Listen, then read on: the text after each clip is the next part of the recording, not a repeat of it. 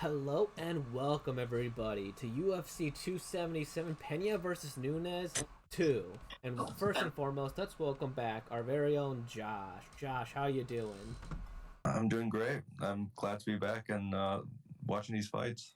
Yeah, we missed you, definitely. And you know what? Let's start off right away with the main event. Juliana Pena versus Amanda Nunes 2. What do you guys think? Josh, you're the resident Nunes hater. Take it away. Well, I just think that at this point, Nunes is probably done. Since her loss, she has moved gyms, started her own gym. She's like blaming all her coaches. She's, I don't know. I'm not feeling the type of energy that I want to see from Nunes to make me think that she's gonna come back with a vengeance. Also, I mean, in that first fight, it's not like Pena got lucky on her or anything. Like Pena just beat her at her own game, and I think that's going to happen again for the second fight. So I'm all in on Nunes, especially. I mean, I'm sorry, I'm all in on Pena, especially given the fact that she's a plus 230 underdog right now in FanDuel, which is crazy. Yeah, Pena all the way. I mean, the one thing I would disagree with, I think Pena got a little lucky in the considering what version of Amanda showed up. Like, do we really honestly think that like Juliana Pena's great fighting ability like caused your Amanda to, you know what I mean? She's fought way better people. Um, so I think it was kind of like Figgy Moreno too. Like Figgy looks so just not himself in that fight, and I think there's definitely a chance that Amanda just was not herself, and like skill for skill, she's much better than Pena. So if she does come out as herself, I think she should win the fight. But I don't. There's a thing where like I mean I've noticed a trend where like when a dominant champion like loses their belt, a lot of times they don't win the rematch. Like Aldo lost to Holloway twice. Like when the new guy comes up, and like Silva lost to Weidman twice. Joanna lost to Rose twice.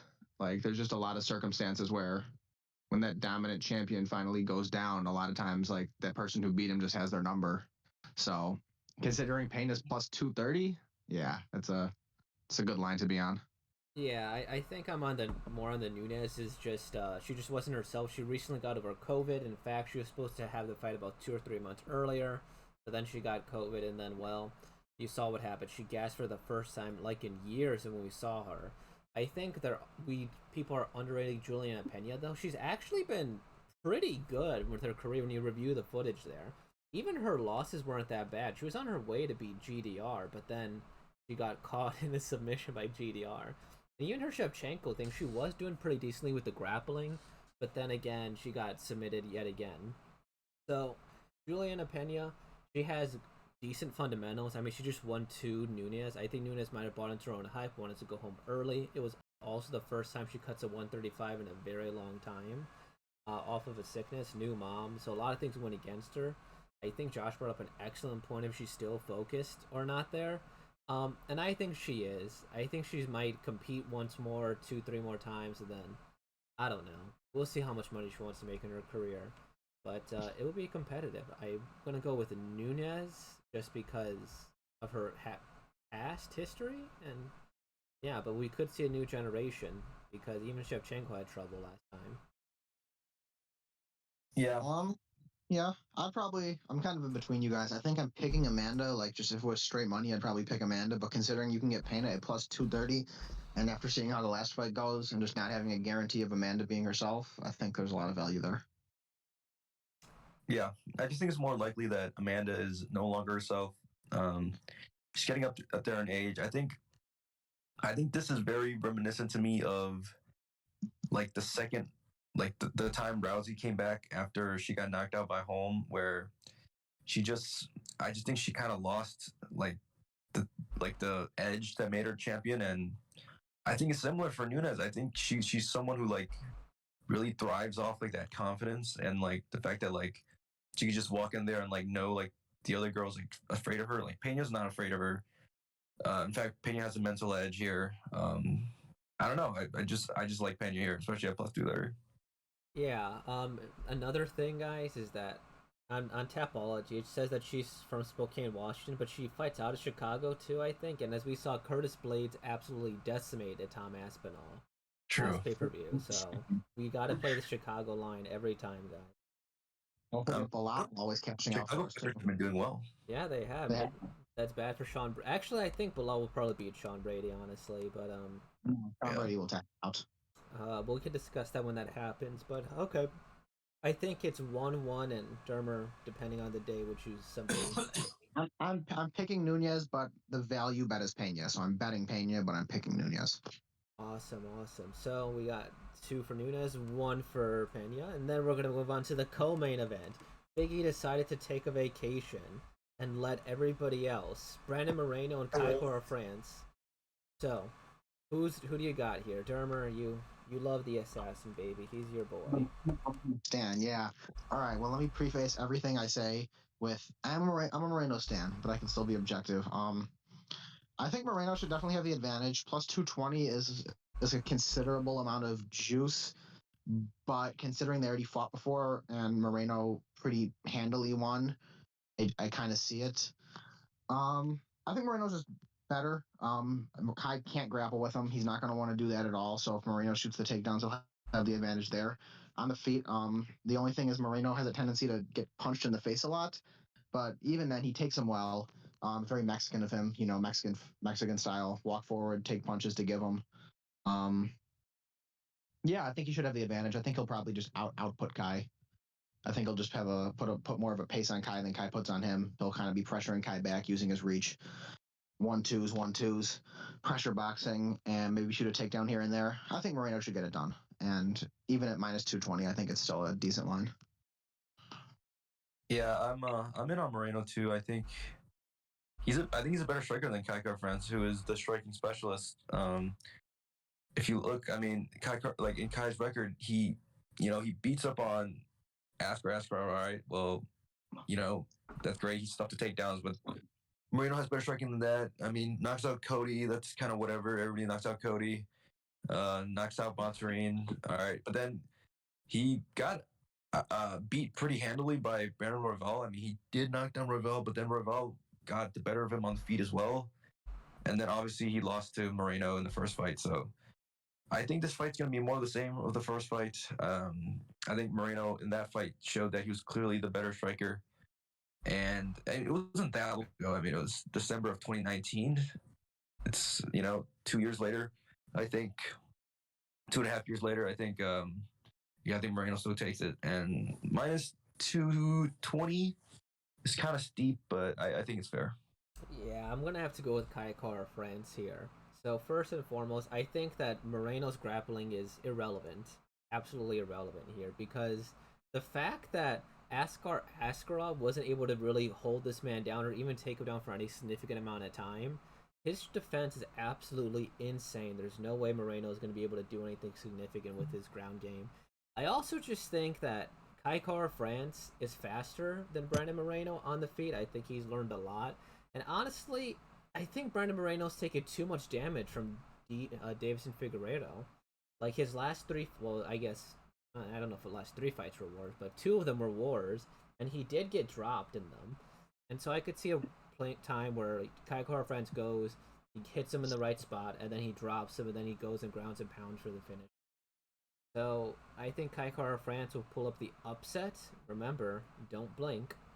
So, yeah. Wow. Yeah, don't blink, man. Is that his nickname? Yeah. Yeah. I'm picking with Josh on this. I think Moreno's just better.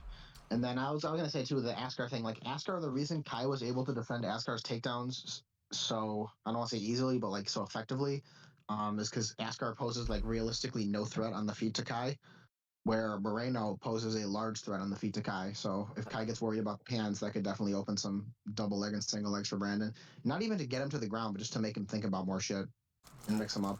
I don't know. When you said Brandon Moreno's weakness is getting punched in the face, I think that's a pretty big weakness to have. I mean, it's just but he's gotten more defensively responsible. Like I think he got hit less in the third Figgy fight than the first one. They were both wars. I know he got dropped more, but I don't. Figgy hits like a truck. He got dropped more, and I think part of it too is if you see his attitude in that last fight, he didn't take Figgy seriously at all. He's like, I'm the champion. I beat this guy like nothing last time. I could see him coming in with that same attitude against Kai Kara France. He's like, I already tooled this guy. This is gonna be an easy thing. I'm gonna beat up and fight Figgy again. So like, I could see him just kind of doing the same thing. So I think that Kai Kara France is hungrier. I think Brandon Moreno had a taste of silk sheets, and I think this is gonna consider a layup fight for him. So yeah, going with Kai Kara. Plus, he has City Kickboxing. Izzy's on his side. So Kai Kara France wins. Okay. Any? No, I think I said about all I can say about this one. All right then. So we got 2 for Moreno and 1 for Kai Kara France. Then, right. Let's go down the main card. Derek the Black Beast Lewis versus Sergey Pavlovich. I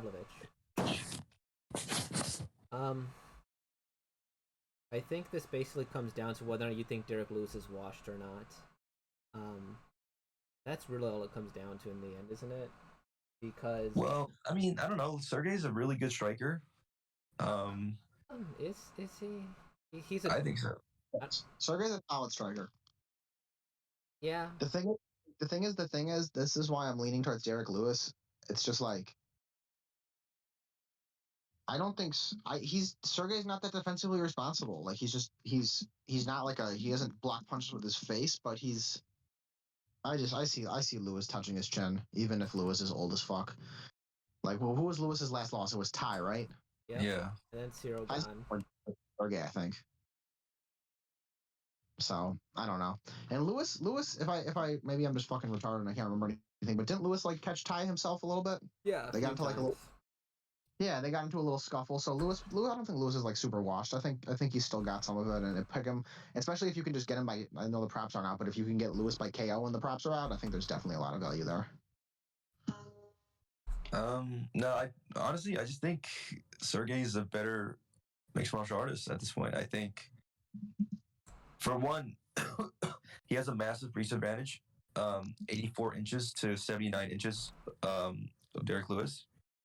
And also, I mean, we've seen I think that last knockout is really like a career-changing knockout for someone like Derek Lewis, who, is a brawler. He likes to go forward and trade punches.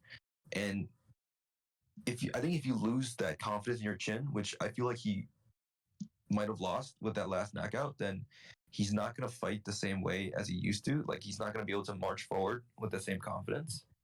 And I could see Derek Lewis as just very hesitant, not willing to engage, and I don't know, just not have that confidence. And I think Sergey, on the other hand, he's still rising. He's still a prospect.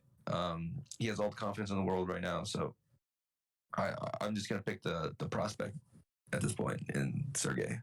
Yeah, I think the main difference here would be if you think Sergey is going to be able to out-grapple Derek Lewis. I don't think he really has that much power, and honestly, his last competition hasn't been particularly impressive.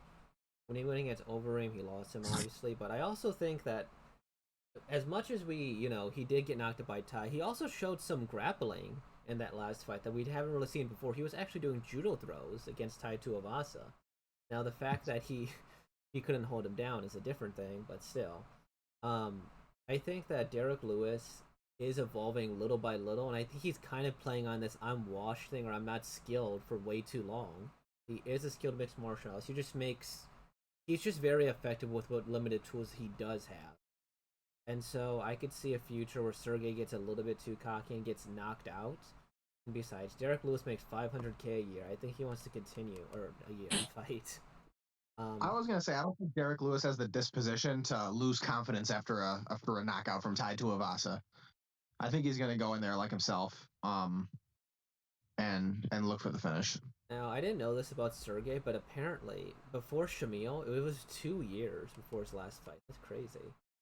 So he might I think it was visa issues or injury, something like that. Yeah, so maybe he's evolved somewhat, and we just haven't had the pleasure of seeing it. Because Maurice Green's not, Shamil. Shamil's all right. Yeah, I got Derek Lewis. Go Sergey. And Okay. Derek Lewis as well for Dermer, and we got the next one. We got Alexander Pantoja versus Alex Perez. All over Pantoja. I think like outside of like the elite of the division, he's probably the next best guy. Like outside of like the Figgy, Moreno, maybe include Kai in there. I think he's the next best guy. It's pretty nasty. He just his last fight he subbed out Royval, right? Royval's disgusting jiu-jitsu. He typically only loses to the best guys. He has last two losses are Figgy and Askarov. He's good everywhere. Well-rounded, really nice jiu-jitsu, decent striking, good grappling. I think he's better pretty much like everywhere than Perez, honestly. So, yeah, Pantoja at minus 170, I think is a really good value. I'm all over him as a parlay piece or even a straight bet.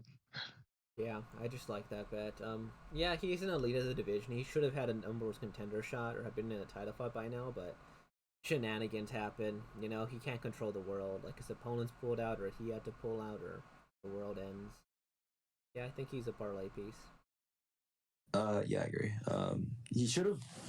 I actually picked him when we're doing like a champions draft. I picked him to be one of the champions by the end of the year, but I think his injuries has kept him sidelined for longer than expected. But I do believe he's amongst the elite in the division. He's actually beaten both Brandon Moreno and Kai Kara-France. Whereas Perez, he's had some good wins, but he's lost to the top competition. And so yeah, I'm just on Pantoja on this one too. Probably piece or straight up because he's only minus 170. It's not bad. It's a great bet. I love that line. Not much to discuss. Yeah. Pantoja, parlay piece. We got Magomed Ankalaev versus Anthony Smith here in the greatest division on the planet, 205. So Magomed Ankalaev is a minus 500 favorite, and I can see why.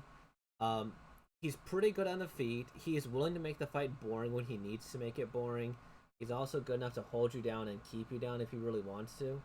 His only loss is to Paul Craig, and I mean, shit happens. He tapped at the literal last second. I think that Anthony Smith got taken down by, what was it, James Krause, I think? Who was it? No, not James Krause. Jimmy Crute. Jimmy Crute. Oh. Jimmy Crute on one leg. So if Jimmy Crute on one leg can take down Anthony Smith, I see this being a really bad night for the Lionheart. And of course, Rakic did take him down as well.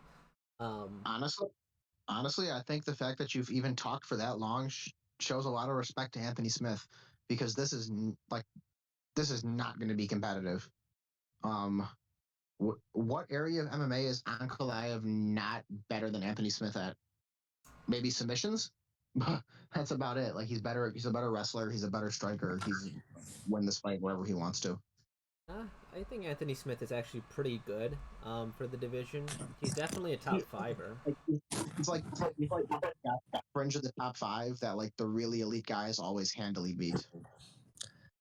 I'm going the other way. I kind of like Anthony Smith here, especially definitely as underdog. So I'm not gonna say he's gonna win straight up, especially because like obviously like Ankalaev's pretty close to the title. I don't know. This is a title eliminator at all, but like, I mean, at like Smith's at plus like 360 or something. Yeah, on FanDuel, I think that's crazy to me. I think Ankalaev, I mean, he has a tendency to go for really boring like point fights, and especially like even against like Thiago Santos, like I know he won like a majority of those rounds, but they were really close. And he doesn't have the drive to like really put a statement on these rounds, and that could just make it really easy for someone to take those rounds away. Especially like Anthony Smith's pretty good, you know. So what do you think Anthony Smith to like post proms to Ankalaev? But I mean, Ankalaev's like not that like on the feet. I say they're pretty even. Obviously, yeah, Anthony Smith has the jiu-jitsu advantage. Like, I don't know, like, is Anthony Smith is a better striker than Magomed Ankalaev. I don't think there's really any question about that. I don't know, Anthony. I think he's a way better striker than him. Like, There's a very good chance this fight stays on the feet and Magomed there. Magomed almost got knocked out by Thiago Santos. Like, as much as I like him, he has weaknesses. Otherwise, he pretty much he won most of that fight, even if it was on. But he still got hurt multiple times. That's true. Yeah. But Thiago Santos actually hurts people. Like Anthony Smith's not really known for that. Anthony Smith hurts you and then he taps you out. I don't know. I think there's a very, very good chance that Anthony Smith. This is like a very boring point fight, and Magomed just wins. Yeah, that's the most likely outcome. But I think Anthony Smith does have a ton of experience at this level. He's fought similar types of fights. I just don't think he has a skill set to necessarily stop the takedowns, unfortunately. I mean, even if he doesn't, like, he has the jiu-jitsu advantage. Like Ankalev isn't like an unstoppable takedown machine. Anthony Smith should be able to stuff some of the takedowns, keep it on the feet, and if it goes to decision, like Ankalev isn't the type of person to run away with decisions. So at plus 60, I like Anthony Smith. Okay. All right. Yeah, I got Magomed. Dermot's got Magomed, but Anthony Smith as a value bet is definitely up there. I won't even. I'm just because minus 530 is super juiced. Like probably unless I was like really trying to fiend to put a parlay up. But yeah, Magomed just won. All right, let's see. Prelim fights. We can go quickly through a lot of these ones. I actually did some research on this. Alex Moreno versus Matt Semelsberger. So basically with this fight here, I like Alex Moreno at plus money here. I saw Matt Semelsberger's last couple of fights, and he's just not that impressive in striking. The one person he did knock out was some guy who came in on like really short notice with a pretty terrible record, and it seemed more like a cleanup fight. He can mix up the grappling and the punching, but I think that Alex Moreno is just going to fight smarter, and he's going to be able to drop Matt Semelsberger. Will he be able to finish him? Probably not, but I think Alex Moreno's also fought tougher competition, has a better game plan than him. So I like Alex Moreno. I'm totally with you on that one. Morono at plus money. It's Morono, by the way. Morono plus money is plus 136. Definitely worth a little bit of Yeah. I remember Matthew Semelsberger's last fight. I actually picked him in that fight. That's pretty impressive because he had to come from behind. I don't know. I'm gonna go with Matt Semelsberger because he won me money. That's fair, and that is true. Also, I mean, Morono is pretty unimpressive as a fighter. He's like he's a journeyman, like a low tier journeyman. So I don't know about that. I think he's a savvy veteran. Even then, he's still showing he has more power than Matt Semelsberger. I do say Matt Semelsberger got wrestle fucked that first round, but then he did manage to come back. Yeah, that was a pretty gutsy win by Semelsberger. Yeah, his striking was just so ugly though. He definitely uses his reach well. I will say that he kind of did the John Jones thing where he held his hand out and then just kind of punch for him. I mean, also his opponent just totally gassed out, but still good one. Yeah, but okay, so we're all split in the pick. All right, we got our next one. Drew Dober versus Rafael Alves. Dober parlay piece, faced cover competition, faced fighters similar to Alves, probably better. Dober. No, I think Rafael Alves has a really good shot here, especially at like plus 200, because like Rafael Alves' loss was against Damir Ismagulov, who we know is a legend here, and before that he was on like a 9 or 10 fight win streak. So he's kind of an Anthony Smith where he had a tough early start of his career, but definitely came back to show his worth. And even in that Damir fight, he dropped Damir and almost finished him in the first round. So he's a very explosive fighter. He destroyed Mark Dakashi, went down and submitted him. So I could see a world where Drew Dober gets dropped, because he always seems to get dropped, just really hard to finish, and then he just gets tapped out. And Rafael Alves is so explosive that I don't think he'll make the mistake of just kind of punching on Drew Dober again and again and again, and the ref just doesn't stop. Yeah, that chin is uncrackable on Drew Dober. Yeah. Yeah. Any opinion? No. I don't know, I'm good. Okay, fair enough. I was gonna say I think Dober keeps it on the feet, and yeah, that's Alva's specialty. He explodes in you on the feet. He's a very explosive fighter. see what happens. I mean, Alves definitely has value plus 190. Like if you're confident in him, it's a good bet. But I think Dober's gonna win. Yeah. I don't know who these heavyweights are. Dante May versus Hamadi Abdullah, so we can probably skip that. Yeah, literally no idea. Drakkar Close versus Rafa Garcia. You guys care about this fight? Have an opinion? Unless the line is like super juiced in one way, then no. Yeah. Good fight. They're trying to slowly introduce Drakkar Close. Rafa Garcia's a good matchup for him. Maybe Garcia, but Michael Morales versus Adam Fuget. I don't know who Adam Fuget is. Michael Morales because he's undefeated. It is. Yeah. Ji-Yeon Kim versus Jocelyn Edwards. Jocelyn Edwards should be a parlay piece. The odds are really close in this fight. Ji-Yeon Kim's on a 3-fight losing streak. Well, she had a really good fight against Molly McCann, and look, Molly McCann is like the greatest woman fighter ever now. She did manage to not get knocked out by Molly McCann. The legend. Also, like Jocelyn Edwards, like got completely dominated by Jessica Rose Clark. Like I made pretty good money off that. Like she just got held down for 3 rounds. I'm not super high on Jocelyn. I think there could be some value in G. Ji-Yeon Kim doesn't really wrestle.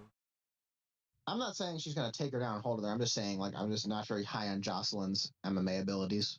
I'm not high on. Also, I think wasn't she robbed in her last fight? I'm looking at these stats.